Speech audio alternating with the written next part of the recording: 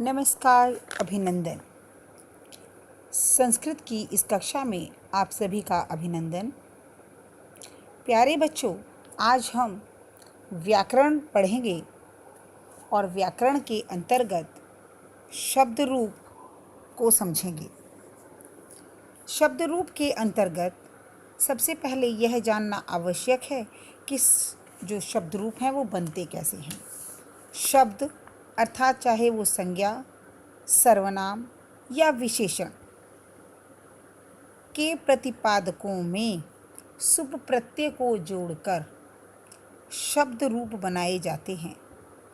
इन शब्द रूपों को सुबंत भी कहा जाता है। ध्यान रखने योग्य बात यह है कि संस्कृत व्याकरण के नियम के अनुसार सार्थक शब्दों का प्रयोग भी बिना पद बनाए नहीं किया जा सकता। कहा भी गया है, अपदम न प्रयुंजीत। पद बनाने के लिए सुप या तिंग प्रत्ययों को जोड़ना पड़ता है। सुप प्रत्ययों के योग से मिलकर बने हुए शब्द सुबंत पद या शब्द रूप कहलाते हैं। इस प्रकार विभिन्न शब्द रूप अलग अलग तरह के होते हैं। इसमें एक प्रत्याहार होता है जिसके अंतर्गत 21 प्रत्यय पाए जाते हैं, जिनके योग से वचनों और विभक्तियों का निर्धारण किया जाता है। यहाँ पर भी ध्यान रखने योग्य बात यह है कि जो प्रत्यय हैं उन्हें जोड़कर पद बनाते समय सदैव व्याकरण के नियमों की आवश्यकता होती है। जैसे संबोधन के विषय में ह्रस्वांत, एकारांत, ओकारांत, अंग के पश्चात प्रथमा विभक्ति के एक वचन में सु का लोप हो जाता है। जैसे हे राम प्लस सु, तो सु का लोप हुआ तो ये बन गया हे राम। अब हम शब्द रूपों में विभिन्न प्रकार के शब्द रूप पढ़ते हैं, जैसे अकारांत, आकारांत, इकारांत, ईकारांत, उकारांत, ऊकारांत, ऋकारांत आदि। आज हम जो शब्द रूप पढ़ेंगे वह पढ़ेंगे ऋ और उकारांत। इन्हें पढ़ने का, इन्हें लिखने का एक तरीका होता है। उस तरीके को हम समझेंगे और उसी संदर्भ में उदाहरण के रूप में पितृ और उकारांत के अंतर्गत मधु शब्द रूप को समझेंगे। सर्वप्रथम ऋकारांत में पुल्लिंग शब्द हम पढ़ेंगे। शब्द रूपों में भी पुल्लिंग, स्त्रीलिंग और नपुंसकलिंग अलग अलग तरीके से लिखे जाते हैं। उनके अलग अलग व्याकरणिक नियम होते हैं। तो प्रारंभ करते हैं ऋकारांत पुल्लिंग शब्द के अंतर्गत पितृधातु रूप। पितृ शब्द पिता जिसका अर्थ है, इसके लिए एक विशेष तालिका हम बनाते हैं जिसमें एक पंक्ति में विभक्तियां लिखी जाती हैं, जैसा कि आपकी स्क्रीन पर आपको दिखाई दे रहा है। विभक्ति के अंतर्गत प्रथमा से संबोधन तक हम लिखते हैं। उसके पश्चात एक वचन, द्विवचन और बहुवचन।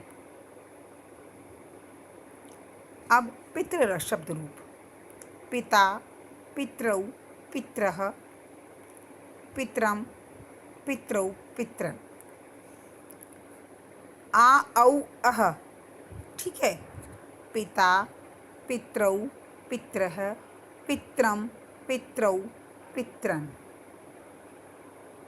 तृतीय विभक्ति तक। विभक्तियां जो हैं वो वाक्य में कारक के अनुसार प्रयोग की जाती हैं। जैसे राम ने तो प्रथमा, मोहन को तो मोहन में द्वितीया, बस से, तो बस से अर्थात बस के साथ, तो तृतीया। जाने के लिए के अर्थ में चतुर्थी। इस प्रकार विभिन्न विभक्तियों का प्रयोग हम कर्ता के अनुसार करते हैं। कर्ता ने कर्म को कर्ण से संप्रदान के लिए अपादान से अलग होना, संबंध का के की अधिकरण में और पर। तो हम पिता शब्द रूप को भी इसी प्रकार समझेंगे। पिता पितरौ पित्रः, पित्रम पितरौ पित्रन्, पित्रा पितृभ्यां पितृभिः, पित्रे पितृभ्यां पितृभ्य, पितुः पितृभ्यां पितृभ्य। यहाँ ध्यान देने योग्य बात यह है कि देखिए, तृतीया विभक्ति में, चतुर्थी में और पंचमी में द्विवचन बिल्कुल एक जैसा है। प्रथमा और द्वितीया में द्विवचन एक जैसा है। प्रथमा और द्वितीया में द्विवचन एक जैसा है। तृतीया से पंचमी तक भी द्विवचन एक जैसा है। और उसके बाद षष्ठी और सप्तमी का द्विवचन एक जैसा है। लेकिन एक वचन में सभी शब्द अलग अलग हैं। केवल पंचमी और षष्ठी एक जैसे हैं। बहुवचन के अंतर्गत केवल पंचमी और चतुर्थी एक जैसे हैं। इन बातों को ध्यान में रखते हुए हमारे लिए शब्द रूप याद करने आसान हो जाते हैं। दोबारा समझेंगे। पिता पितरौ पित्रः, पित्रम पितरौ पित्रन्, पित्रा पितृभ्यां पितृभिः, पित्रे पितृभ्यां पितृभ्य, पितुः पितृभ्यां पितृभ्य, पितुः पितरौ पितॄणां, पितरी पितरौ पितृषु, हे पितः हे पितरौ हे पितरः। ध्यान देने योग्य बात यह है कि हम जितना अधिक शुद्ध उच्चारण करेंगे और जितनी बार इन्हें बोलने का प्रयत्न करेंगे उतना ही अच्छे से हम लिख पाएंगे। पिता पितरौ पित्रः, पित्रम पितरौ पित्रन्, पित्रा पितृभ्यां पितृभिः, पित्रे पितृभ्यां पितृभ्य, पितुः पितृभ्यां पितृभ्य, पितुः पितरौ पितॄणां, पितरी पितरौ पितृषु। संबोधन। हे पितः हे पितरौ हे पितरः।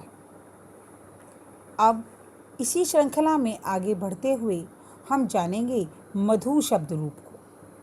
मधु शब्द रूप उकारांत है और इसमें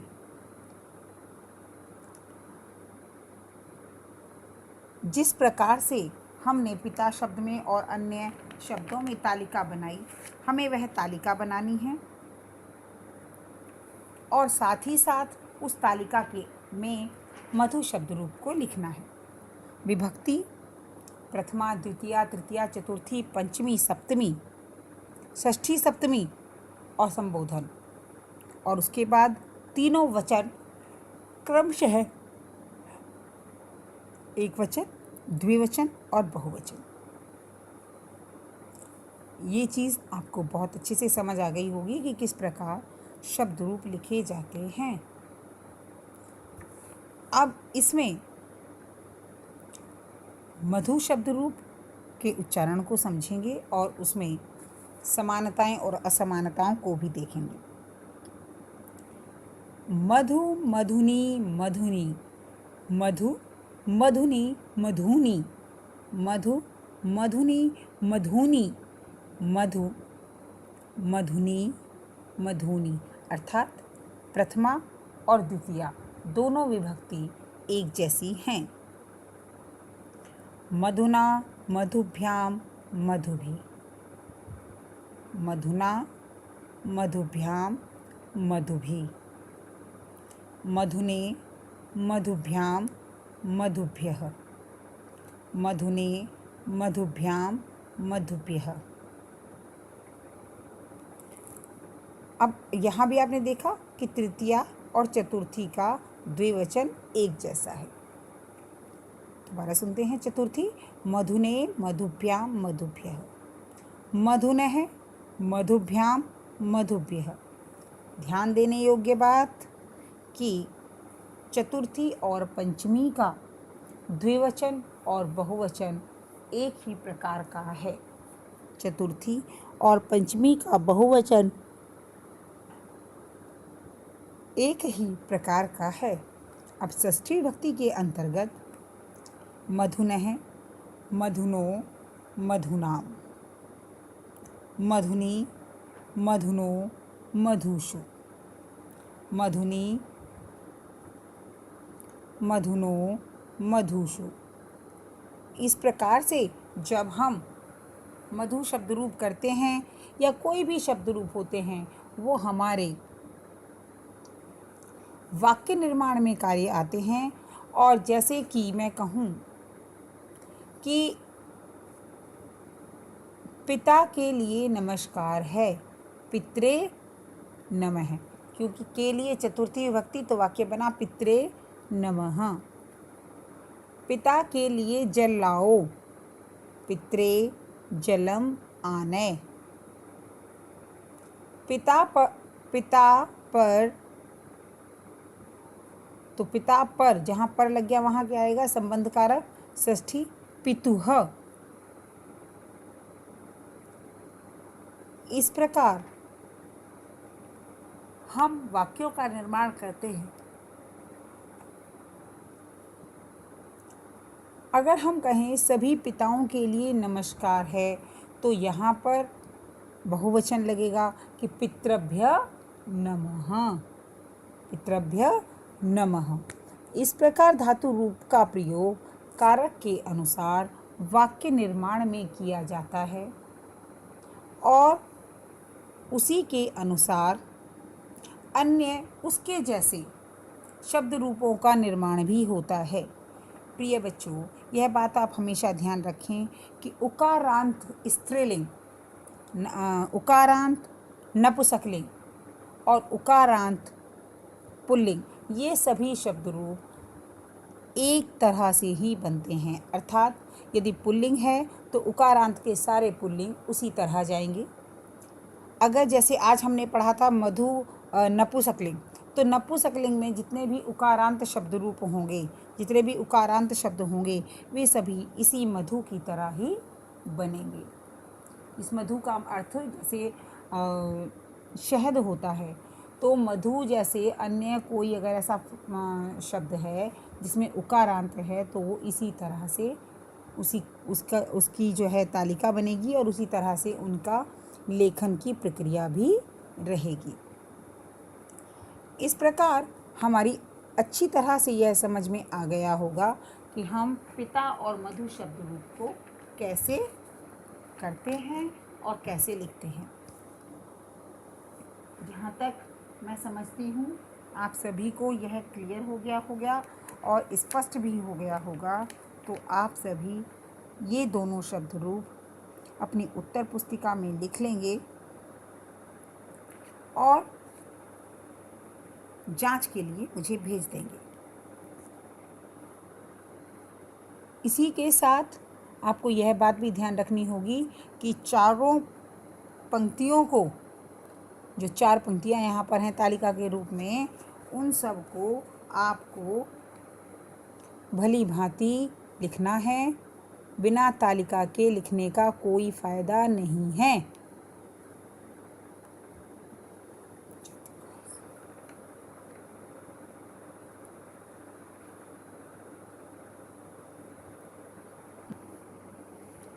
इसी प्रकार इस श्रृंखला में तत् नपुंसकलिंग और किम पुल्लिंग भी हमारे पाठ्यक्रम के अंतर्गत आते हैं, तो उन्हें भी हम अभी समझेंगे और साथ साथ ही अपनी उत्तर पुस्तिका में लिखेंगे। तत् ते तानि, तत् ते तानि प्रथमा और द्वितीया एक जैसे हैं। तेन ताभ्याम तय, तस्मै ताभ्याम तेभ्य, तस्मात् ताभ्यां तेभ्य तस्य तयोः तेषां तस्मिन् तयोः तेषु। देखिए, तृतीया चतुर्थी पंचमी एक जैसे हैं, चतुर्थी पंचमी एक जैसे हैं। तत्ते तानि तत्ते तानि, बड़े ध्यान से आप सुन रहे हैं। तेन ताभ्यां तै, तस्मै ताभ्यां तेभ्य, तस्मात् ताभ्यां तेभ्य, तस्य तयोः तेषु, तस्मिन् तयोः तेषु। नपुंसकलिंग में तत् शब्द रूप। अब किम, क्या, कौन, इस अर्थ में देखिए। अब किम पुल्लिंग में कह कौ के, वह कौन है कह, वे दोनों कौन हैं कौ, और वे सब कौन हैं के। इस प्रकार से वाक्य निर्माण में हम इनका प्रयोग करते हैं कि कह एक वचन, कौन है, वे दोनों कौन हैं, वे सब कौन हैं। इसी प्रकार प्रथमा से द्वितीया तक और आगे सप्तमी तक हम आगे बढ़ते हैं। कह कौ के,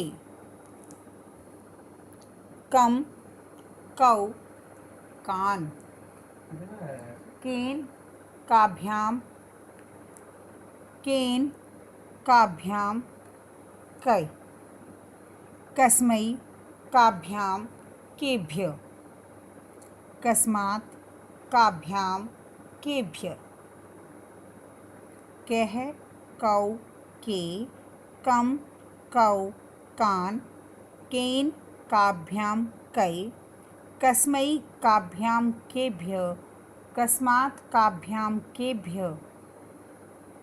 किसका, वो दोनों, किसके लिए, इस अर्थ में हम इन्हें प्रयोग करते हैं।